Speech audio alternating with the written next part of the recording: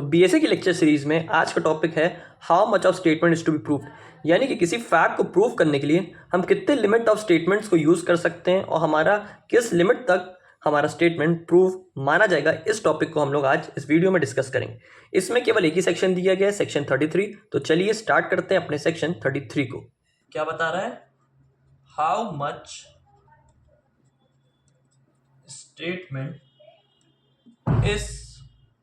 is to be proved, यानी कि यहाँ पे बात की जा रही है अमाउंट को लेके, यानी कि कितना परसेंटेज ऑफ स्टेटमेंट या कितनी क्वांटिटी अमाउंट ऑफ स्टेटमेंट को हम प्रूव कर सकते हैं। यानी कि यहाँ पे कुछ सर्टेन लिमिट की बात की जा रही है कि इस लिमिट तक हम अपने स्टेटमेंट को प्रूव कर सकते हैं। क्योंकि देखिए स्टेटमेंट तो ऐसे बहुत होते हैं, ऐसे स्टेटमेंट तो बहुत होते हैं, हम कहाँ तक इसको प्रूव करने बैठेंगे।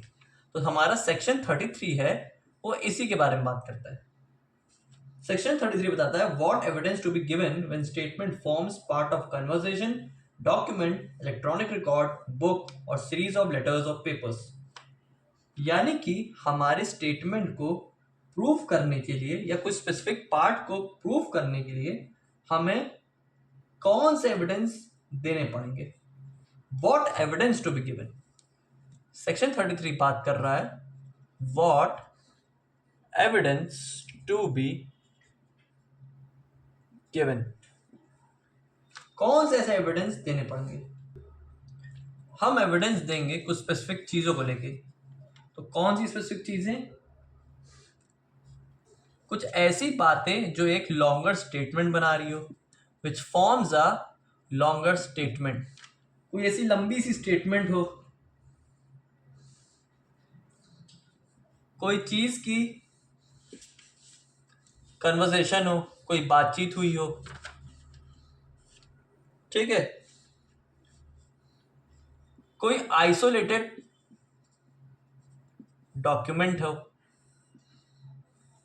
किसी किताब का कोई पार्ट हो, पार्ट ऑफ अ बुक, कोई इलेक्ट्रॉनिक रिकॉर्ड हो,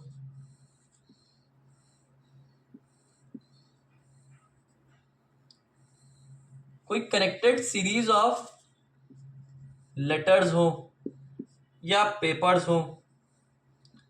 तो कोई भी लॉन्गर स्टेटमेंट हो, कोई कन्वर्सेशन हो, कोई डॉक्यूमेंट हो, कोई बुक का कोई पार्ट हो, कोई इलेक्ट्रॉनिक रिकॉर्ड हो, कोई लेटर्स या पेपर्स कुछ दिए हो। तो ये सारे स्टेटमेंट जिसमें ये सब बातें की गई हैं वो हम चीज़ों का हम लोग एविडेंस दे सकते हैं। यानी कि कोई भी स्टेटमेंट में जहाँ ये सब चीज़ों को लेकर बात की गई है वो हमारा एविडेंस कहलाएगा। और ये लास्ट में एक पॉइंट बता रहा है सेक्शन 33 आपको कि no more other statement which court consider necessary in not particular case. इसके अलावा कोई अदर सच स्टेटमेंट कोर्ट नहीं एक्सेप्ट करेगी।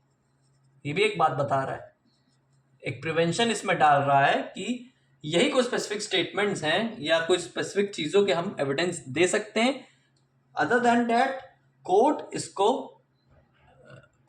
इसके अलावा और कोई अदर स्टेटमेंट को as a part of evidence नहीं लेगी। कोर्ट उसी को कंसिडर करेगी पर्टिकुलर केस में जो हमारे स्टेटमेंट के नेचर और इफेक्ट से मैच करता हो,